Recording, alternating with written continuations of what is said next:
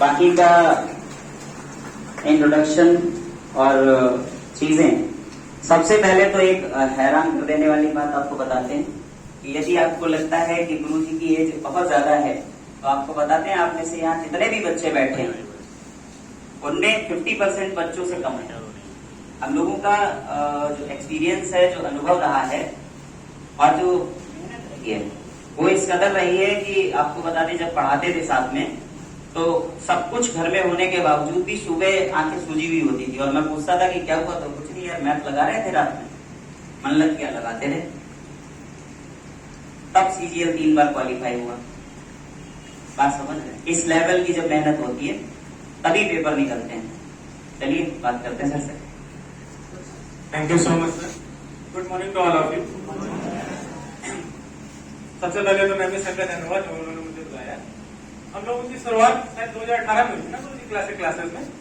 तो मैं पहले तो एकेडमिक क्लास पढ़ाता था 9 to 12 अपने घर पे आशा नगर में। फिर एक दिन मेरे को रात में कॉल आया, पता नहीं किसका, लेकिन कॉल आया कि क्लासेस में मैथमेटिक्स पढ़ानी है। सबसे पहले तो मेरी एक्सपेक्टेशन नहीं थी कि मैं कॉम्पिटिशन पढ़ाऊं जाके, लेकिन मैं एक दिन पढ़ाने गया, तैयारी भी नहीं थी उस हिसाब से, नॉर्मल मैं अपने एसएससी की तैयारी कर रहा था, उस हिसाब से पढ़ाने चला गया। लेकिन क्लासेस में इतना मजा आ गया, गुरुजी जैसे साथ में मिल गए। ये तो जानते हैं आप लोग कितने एक्सपर्ट हैं, रीजनिंग के साथ साथ मैनेजमेंट में तो बहुत एक्सपर्ट है। तो हम लोगों ने क्लासेस पे नई ऊंचाई पर पहुंचा दिया था। कुछ कारणवश वो नहीं चल पाई, तो हम लोगों ने इधर सनराइज क्लासेस खोली है। अभी मैं 2018 से ज्वाइनिंग में हूँ, एसएससी के थ्रू सेलेक्ट हुआ हूँ और 4-5 बार मेरा एसएससी निकल चुका है, लेकिन कुछ जगह मैंने छोड़ दिया क्योंकि वो पोस्टिंग बहुत दूर हुई थी। फाइनली मेरी लास्ट ज्वाइनिंग हो सकता है अभी ऑडिट ऑफिसर में हो जाए। तो सबसे पहले बताऊं तैयारी करने का तरीका क्या होना चाहिए। अगर बहुत सारे लोग हैं, कोई लोग एसएससी की तैयारी कर रहा होगा, कोई रेलवे की, कोई ग्रुप डी की, तरह तरह के बैंक की तैयारी कर रहा होगा, लेकिन आप लोगों को स्टडी से ज्यादा प्रैक्टिस पे ध्यान देना चाहिए। जितनी स्टडी कर रहे हैं उसके साथ साथ आपको प्रैक्टिस भी करनी चाहिए। अगर मैथमेटिक्स का कोई चैप्टर लगाया है प्रॉफिट एंड लॉस, तो प्रॉफिट एंड लॉस की प्रीवियस ईयर मॉक टेस्ट, आप कहीं से भी जितने आपको क्वेश्चंस मिल पाए उतना आपको सॉल्व जरूर करना है। अगर आप सिर्फ चैप्टर के भरोसे बैठे हैं तो आपका सिलेक्शन कभी नहीं हो पाएगा, इतना दिमाग में बैठा लेना। अगर आप प्रैक्टिस नहीं कर रहे हैं, कोई भी यहाँ पे किसी भी सब्जेक्ट से रिलेटेड आपको कुछ भी पढ़ाया जाए, चाहे रीजनिंग पढ़ाई जाए, चाहे जीएस पढ़ाई जाए, चाहे इंग्लिश पढ़ाई जाए या मैथमेटिक्स पढ़ाई जाए, आपको रिवीजन के साथ साथ मॉक टेस्ट जरूर लगाने हैं, प्रीवियस ईयर और जो भी आपके करंट में नए क्वेश्चन आ रहे हैं। और मैं तो मोस्टली एसएससी से रिलेटेड रहा हूँ, तो उसी के बारे में ज्यादा जानकारी। बैंक के तो मैंने पढ़ा नहीं कभी, हालांकि 1-2 बार मैंने बैंक के एग्जाम निकाले हैं ऐसे मौज में दे देके। लेकिन एसएससी वाले कितने बच्चे हैं इधर? बस 2 और कौन से बच्चे हैं? अच्छा यूपीपी पर। आज सिलेबस तो सेम ही है, मैथमेटिक्स तो सब ऐसे ही आती है। यूपीपी में क्या सिलेबस रहता है? GS, reasoning. अच्छा, मतलब मैथमेटिक्स के नॉर्मल अर्थमेटिक आती होगी। अच्छा, मैं उसमें एडवांस नहीं आता हूँ। तो अर्थमेटिक्स तो सबसे इजी होती है मैथमेटिक्स में, सबसे तब तो एडवांस अपना कैलकुलेशन होती है।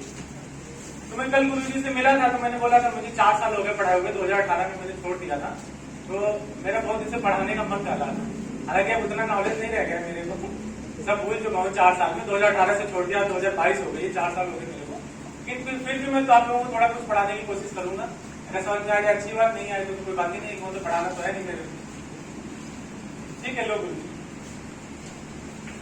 देखिए सबसे बड़ी बात वो ये है कि अभी आपने सुना होगा कि ऑडिट ऑफिसर के तौर पे ज्वाइनिंग है। आपने ये शायद मिस कर दिया कि किसके थ्रू है, एसएससी सीजीएल के थ्रू है। एक बार और भी हो चुका है ज्वाइनिंग। कहाँ थी पहली बार? चेन्नई ज्वाइनिंग थी। सिर्फ इस वजह से छोड़ा क्योंकि डिस्टेंस ज्यादा थी और नई जगह पे जाना समझ में नहीं आ रहा था, एरिया में ठीक शायद नहीं लगा। दूसरी बार फिर से इंतजार है कि आपकी पोस्टिंग कहाँ होगी। हम लोगों को इंतजार है कि एग्जाम कैसे क्वालिफाई होगा और सबसे इंतजार ये है कि पोस्टिंग कहाँ होगी। और किसी तरीके का कोई प्रेशर नहीं है, फ्री माइंड से अपनी जॉब चल रही है, अकाउंट में सैलरी है और उसके बाद भी एक जुनून आज भी पढ़ाने का। कल भी यही बात थी कि सर अगर आ जाते हैं हरदोई, ठीक है, हरदोई के लिए शायद लगा रखा है, हाँ, तो हरदोई अगर आ जाते हैं तो एटलीस्ट कुछ भी करेंगे, ऐसे ही पढ़ाएंगे, लेकिन एक बैच जरूर पढ़ाएंगे। हमने कहा बिल्कुल स्वागत है आपका। लेकिन बात वो नहीं है, विषय वो नहीं है। विषय ये है कि हम कितना सीख सकते हैं। सीखना मेरे भाई सिर्फ इस बात से है कि जब आप तैयारी कर रहे हैं ना, यूपीपी की हो, एसएससी की हो, बैंक की हो, रेलवे की हो, हमको तब तक यकीन नहीं होता है जब तक हमारे जैसा कोई आदमी आके हमारे सामने ना खड़ा हो जाए कि नहीं यार ये तो कर लेंगे, आप हम क्यों नहीं कर सकते। ये कर क्यों लेंगे ये भी तो समझो ना, कि जब अगला इंसान रात में बैठ रहा है तो फिर ये देख के नहीं बैठ रहा कि 11 बज रहे हैं कि 12 बज रहे हैं, हमें कल कोचिंग जाना है, ये करना वो करना। मन लगे, जितनी देर मन लगे उतनी देर पढ़ो और तब तक पढ़ो जब तक बिल्कुल जो है अपने आप सो जाओ और सुबह उठो तो पता चले यार कब सो गए पता नहीं चला, कब सो गए पता नहीं चला। जैसे नहीं इंस्टा खोल लेते हो, रील्स चलती रहती है, 3 घंटे हो जाते हैं, 3 घंटे और 5 बज गए, कब बज गए पता ही नहीं चला। वैसे जब पढ़ाई होती है अंधाधुंध तब सिलेक्शन होता है, ये तय है, ये ध्यान रखिएगा। और फिर ऐसे ही सिलेक्शन होता है। एक बार अगर आप सेलेक्ट हो गए अपनी मेहनत से तो लाइन लग जाएगी। पहला सिलेक्शन ये डिसाइड करता है और कितनी जगह पे आप सेलेक्ट होने वाले हैं, कितनी जो है कि उससे सेलेक्ट होने वाले हैं। ठीक है, तो पहली बार जब आप सेलेक्ट होते हैं तो वो बहुत चीजें तय करता है, बहुत सारी चीजें। तो आपके मन में भी कुछ सारे सवाल आ रहे होंगे। अगर कोई सवाल आपके मन में है, बेवकूफ हो वैसे भी 1 नंबर के। उस दिन इनके सामने सर साक्षात दरोगा खड़ी थी और वो इनसे कह रही थी कि अगर आपके मन में कोई सवाल हो या आपको लगता हो कि कुछ, मैंने भी बोला लेकिन एक भी क्वेश्चन रेज नहीं हुआ वहां से जो इनको लग रहा हो क्या अपनी तैयारी में क्या कर सकते हैं कि उसको जो है एनहेंस। सबने व्यक्तिगत अनुभव तो बता दिया आपको कि आपको पढ़ने के साथ साथ प्रैक्टिस पे बहुत विशेष ध्यान देना है, उससे अपनी पता चलता रहता है। ये एक फैक्ट हो गया। दूसरा, अगर आपका कोई सवाल है जो आप पूछना चाहें जिससे आपको लग रहा हो कि नहीं हम भी ऐसे बन जाएं कि नौकरी जो है हमारी हम रिजेक्ट करें, नहीं ये वाली नहीं अच्छी लग रही, इसकी शक्ल नहीं अच्छी, ये वाली करेंगे, ये अच्छी है। ऐसी लेवल की तैयारी के लिए क्या करना चाहिए, क्या आप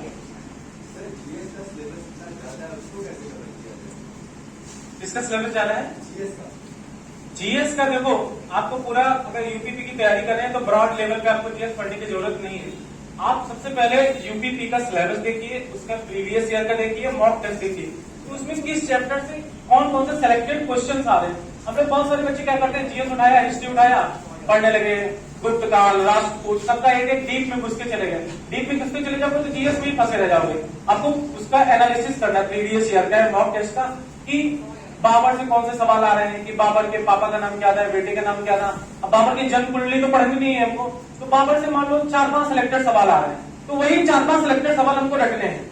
आप पूरे सिलेबस के ऊपर ध्यान मत दीजिए। अगर ध्यान देंगे आपका लॉस करना। अगर आपको पीसीएस की, आईएएस की तैयारी करनी है तो डीप में पढ़िए, वरना मैंने बहुत सारे बच्चों को देखा है कि वो जीएस में घुस जाते हैं। हिस्ट्री उठाई तो हिस्ट्री में घुस गए। सबसे ज्यादा आजकल जीएस की बात करें तो करंट अफेयर्स और साइंस ज्यादा आ रही है, बाकी जियोग्राफी का थोड़ा ग्राफ कम हो गया। तो आप वही चीजें, वही क्वेश्चन पढ़ने की कोशिश करिए जो आपके आ रहे हैं करंट में, पेपर में। जीएस में कभी भी डीप नॉलेज से क्वेश्चन ज्यादा नहीं पूछा जा रहा है, तो आप ज्यादा उसमें घुसने की कोशिश भी मत करिएगा।